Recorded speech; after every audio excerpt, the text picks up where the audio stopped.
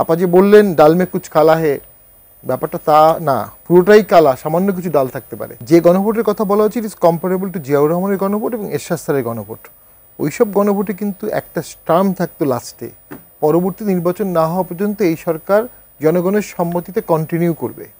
এই গণভোটের দাবিটা যারা তুলছে তাদের মধ্যে এই উদ্দেশ্যটা আছে যে ভোট পিছিয়ে যাক, এই সরকার থাকুক, এটা একটা উদ্দেশ্য আছে। এখনো বাংলাদেশের গণতন্ত্রের ওই জায়গাটার কথা চিন্তা করে প্রত্যেকটা দিলে ভালো। বিএনপি অন্তত পক্ষে চাইবে যে যাদেরকে জোটে দেওয়া হোক তাদেরকে যেন বিএনপির প্রতীকটা ব্যবহার করতে দেওয়া হয়।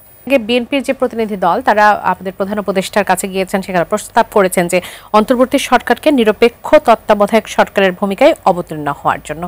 আপনার কাছে কি মনে হয় যে এখন যে সরকার আছে তারা নিরপেক্ষ তত্ত্বাবধায়ক সরকারের ভূমিকা পালন করতে পারবে? প্রধান উপদেষ্টা অসম্ভব ক্যারিশমেটিক মানুষ, তার ক্যারিশমার কাছে বিএনপি দুগ্ধপোষ্য শিশুর মতো হয়ে যেতে পারে কখনো কখনো।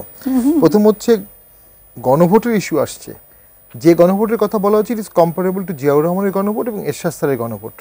ওইসব গণভোটে কিন্তু একটা টার্ম থাকতো লাস্টে, পরবর্তী নির্বাচন না হওয়া পর্যন্ত এই সরকার জনগণের সম্মতিতে কন্টিনিউ করবে। এই গণভোটের দাবিটা যারা তুলছে তাদের মধ্যে এই উদ্দেশ্যটা আছে যে ভোট পিছিয়ে যাক, এই সরকার থাকুক, এটা একটা উদ্দেশ্য আছে।